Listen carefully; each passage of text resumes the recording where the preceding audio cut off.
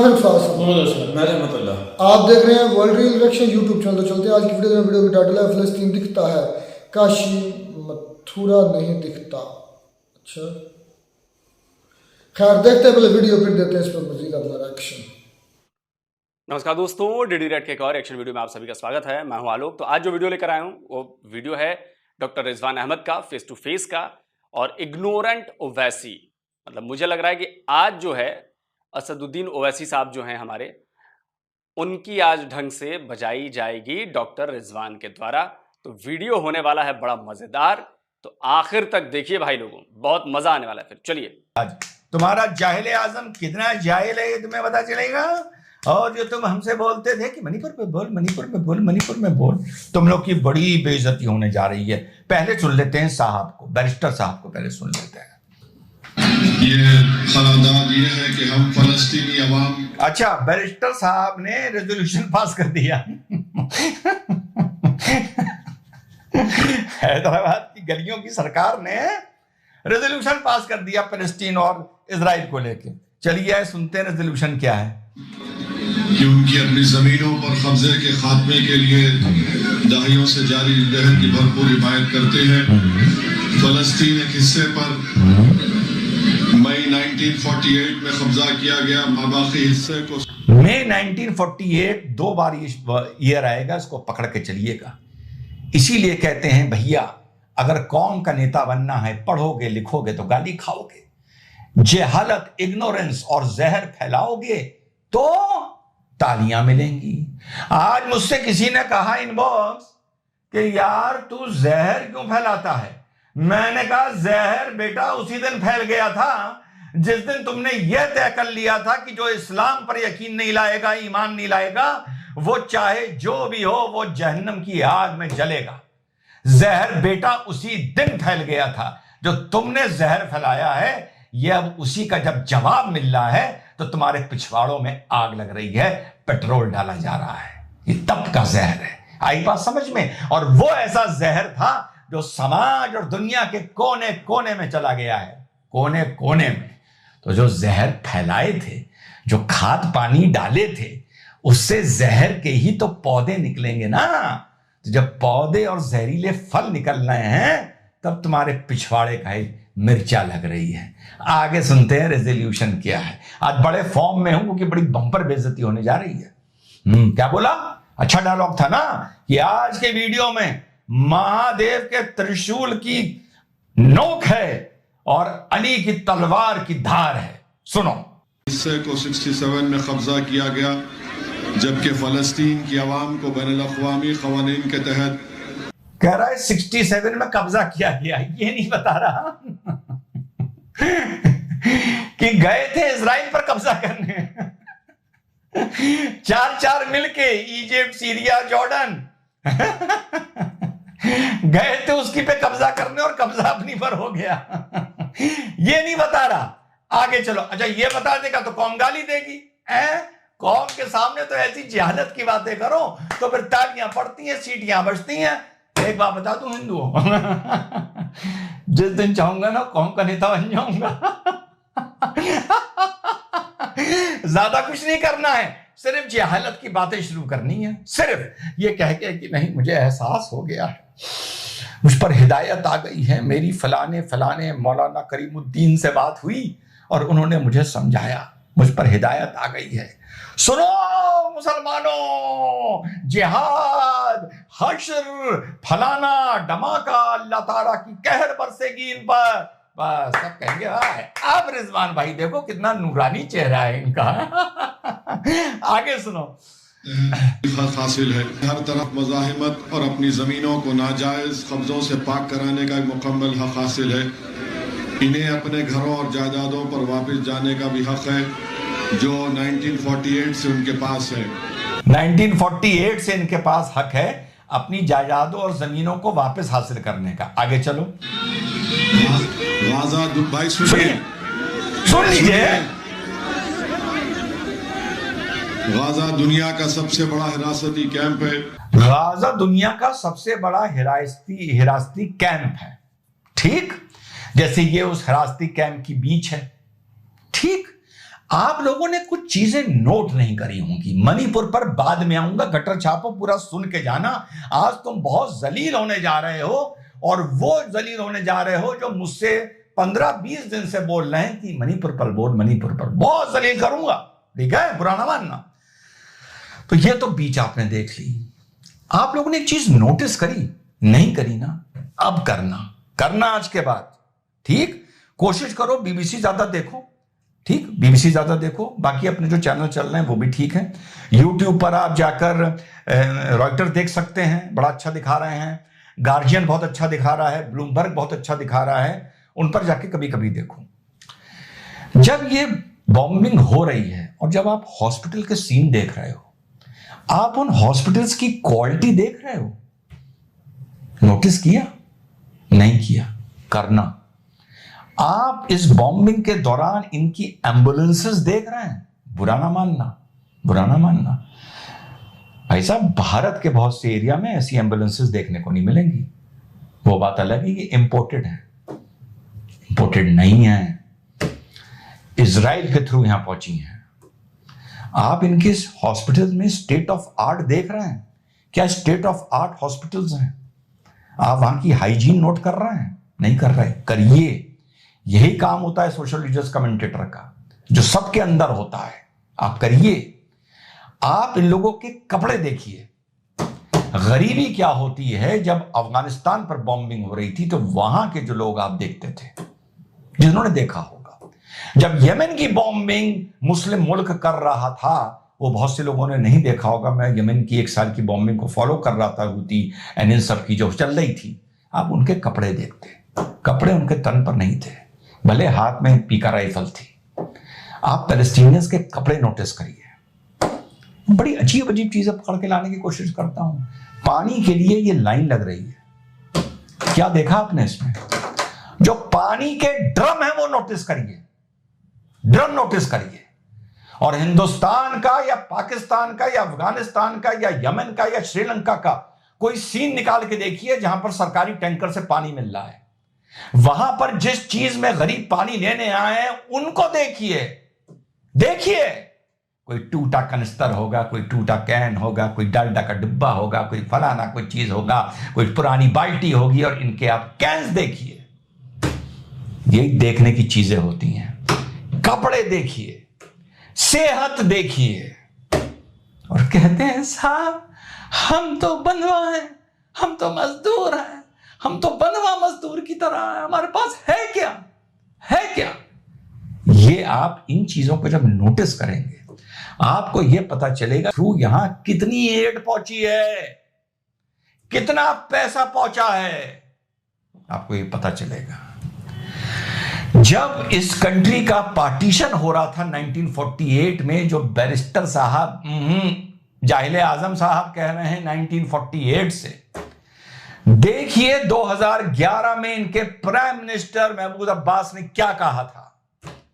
महमूद अब्बास ने इंटरव्यू में यह कहा था कि हम लोगों से बहुत बड़ी गलती हो गई, जो हमने 1948 का जो हमारा बंटवारा था वो हमने नहीं माना, यह कहा था।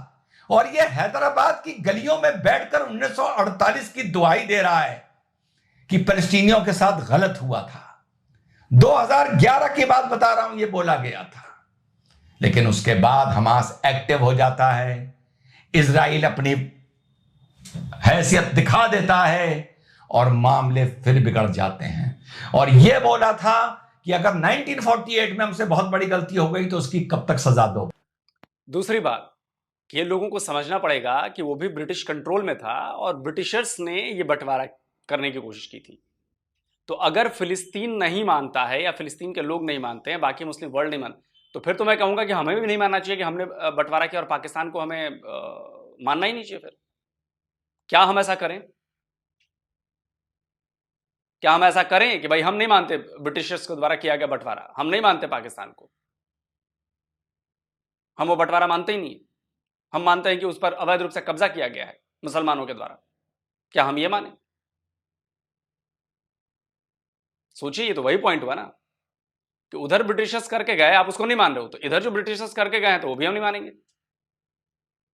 बोलो,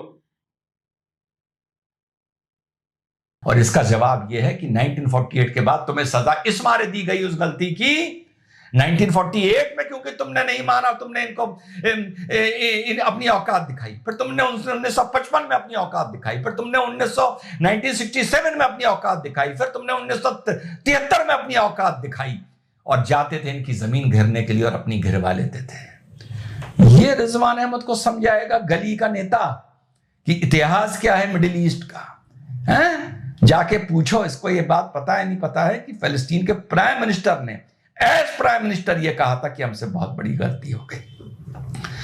पता है साथियों, कभी आप ये मैप देख के सोचते होंगे, नहीं सोचते होंगे तो आज सोच लीजिए कि ये इस तरह से फिलिस्तीन को दो जगहें क्यों दी गई, दो जगहें क्यों दी गई? कोई कारण नहीं था इसका कारण भी विकास था। मुख्य जगह जो दी गई ये इस तरीके से दी गई जो फिलिस्तीन को जगह मिले तो जेरूसलम उसको टच करे, ताकि फिलिस्तीनियंस को जेरूसलम से एक कांटेक्ट बना रहे। सोच सकते हैं आप। और जो नीचे गाजा में जगह दी गई, ये पता है क्यों दी गई? ताकि पैलेस्टीनियंस को भी मेडिटेरियन सी का एक आउटलेट मिला रहे, क्योंकि सी का आउटलेट एक देश की उन्नति और तरक्की के लिए बहुत जरूरी होता है for the economy import export of that country, ताकि इन लोगों को मिला रहे। एक इकोनॉमिक जोन बनाया गया, डिक्लेयर किया गया, पूरा ये एक इकोनॉमिक जोन होगा। ईस्ट पैलेस्टीन और वेस्ट पैलेस्टीन जो ये दो पोर्शन है, इनके बीच में इकोनॉमिक कॉरिडोर बनेगा। अरे छोटी छोटी कंट्रियों ने जाके ताइवान वियतनाम को देखो कितनी कितनी तरक्की कर ली यार।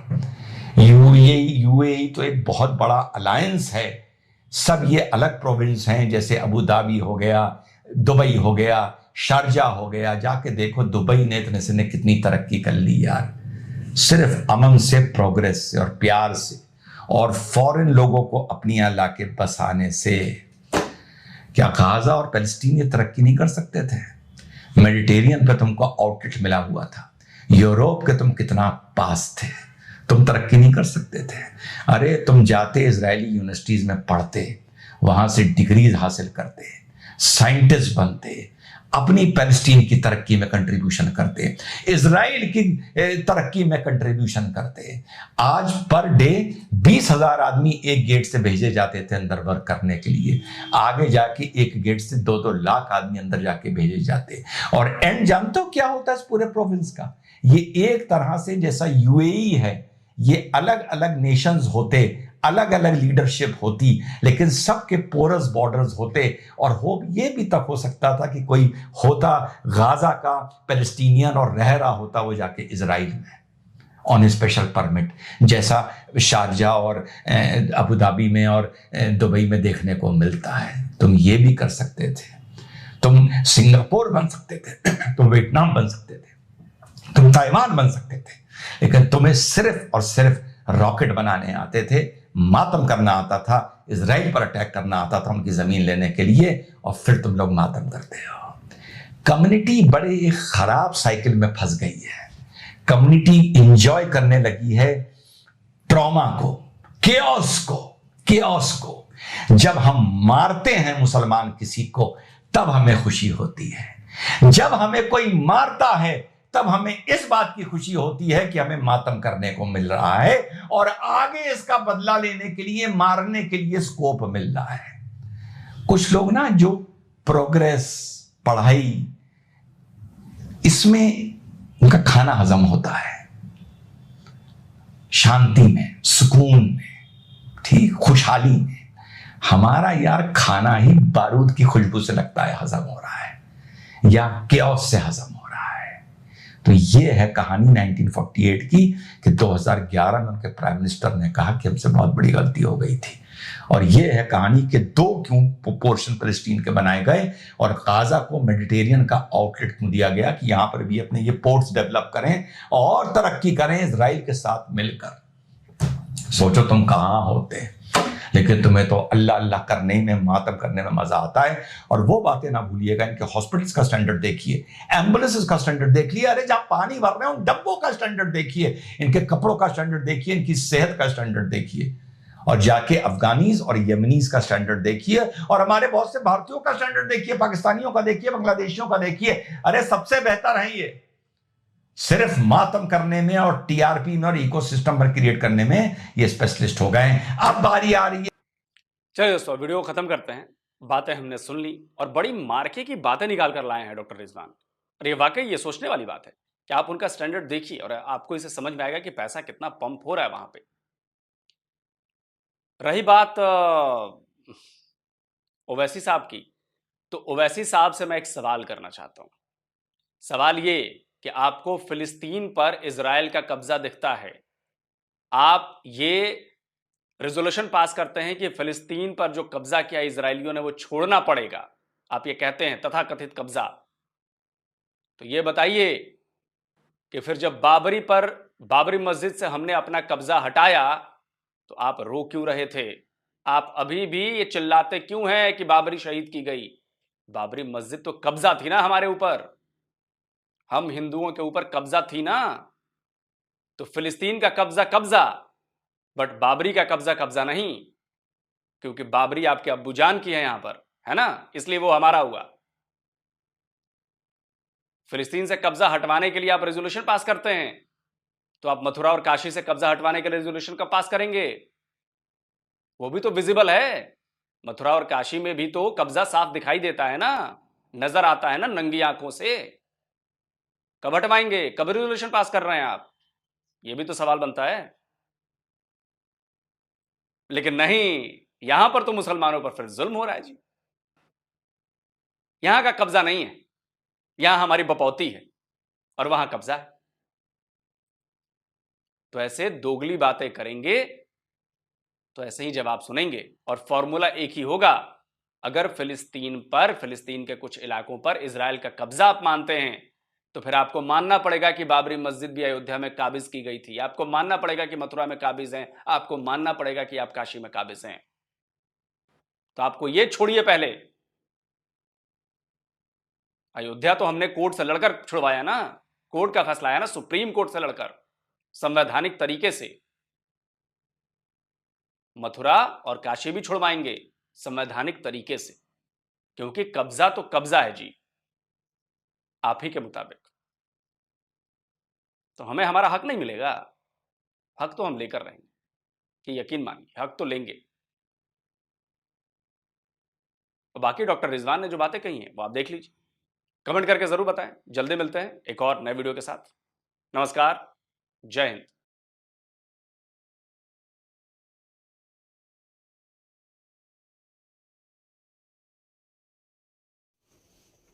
तो जी वीडियो भी ख़त्म।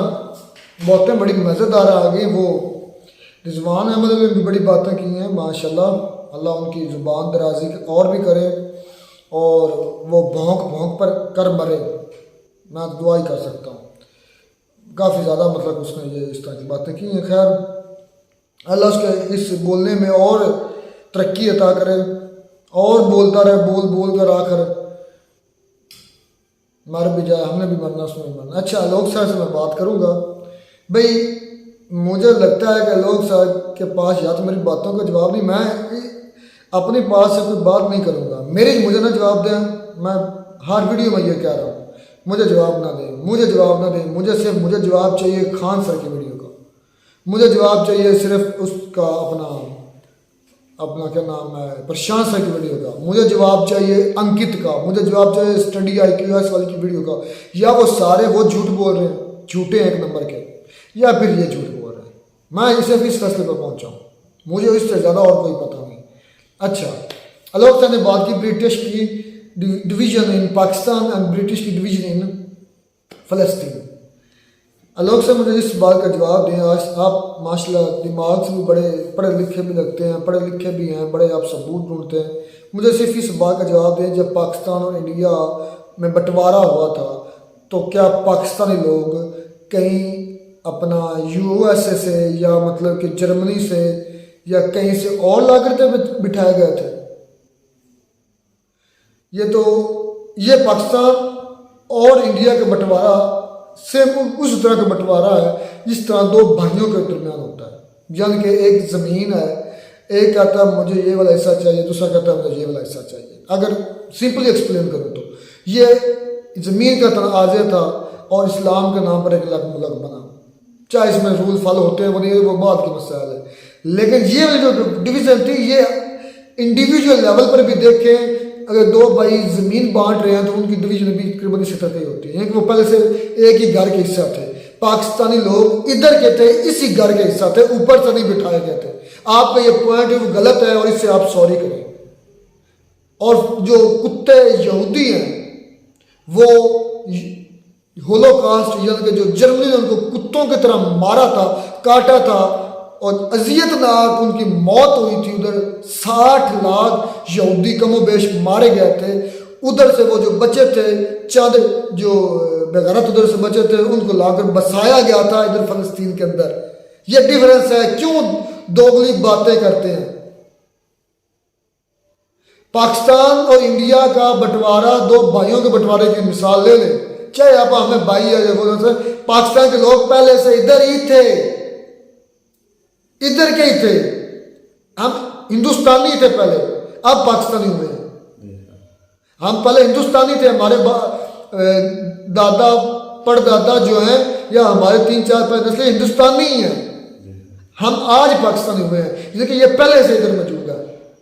लेकिन ये भी भाई ये पॉइंट बड़ा गलत बोल रहे हैं आप, कंपेयर नहीं कर सकते। नहीं, ये भी डिफरेंस है ना कि भाई जो पाकिस्तान पहले हिंदुस्तान था वो पाकिस्तानियों और हिंदुस्तान वालों का मुश्तरका था, वो उधर में रैश पजीर थे। और इसके बरक्स जो यहूदी थे वो तो दूसरे मुमालिक से इम्पोर्ट किए गए थे, यूएनओ की मदद से और यूके की मदद से। ये दो अलग, ठीक है, इन थोड़ा बहुत मेल है, इनमें मिलता जुलता है, लेकिन डिफरेंस बहुत ज्यादा है इन दोनों में, पाकिस्तान और हिंदुस्तान के बंटवारे में और जो फलस्तीन है और इजराइल के बंटवारे में। वहां पे जो जमीन है ना इजराइल वालों ने वो खरीदी भी है रकम दे के, तो वो ले ले, लेकिन वो उस हद में रहते ना जितनी उनको मिली थी, कम से कम उस हद में रहते। अच्छा, आगे न बढ़ते। वैसी की बात करते हैं, वैसे इधर करारदाद कर रहा है अपना बच्चा ले जाए। पाकिस्तान के अंदर भी मौलाना फजल रहमान साहब ने कोई बातें की थी, मैंने उनसे भी यही कहता हूँ, अपना जो वो क्या नाम अस्तुद्दीन क्या उसका नाम है, उसका बेटा जो भी है उसको लेकर जाए, उनके सीनों पर बम बांधे, उनको गन्ने थमाए, इधर सियासत ना करें, औरों के बच्चों को जिहाद का दरस ना दें, अपने बच्चों को जिहाद पर ले जाएं, पता कब चले। भाई ये जो टॉपिक है ना कश्मीर वाला टॉपिक और फलस्तीन वाला, ये सिर्फ और सिर्फ अपनी सियासत चमकाने के लिए या खाली बयानबाजी के लिए होता है। हकीकत में कोई अपना बच्चा नहीं ले जाता, ना खुद कोई जाता है। ले जाए ना, वैसे साहब से कहें अपने ले जाएं। और दूसरी बात यह है कि मैं इंडिया से ये कहता हूँ कि अगर ये गद्दार है ना, वैसे इतना बुरा है, रिजवान ने भी बड़ा इस पर बोला, बड़ा इसको रोस्ट किया, तो ये इसको निकालो।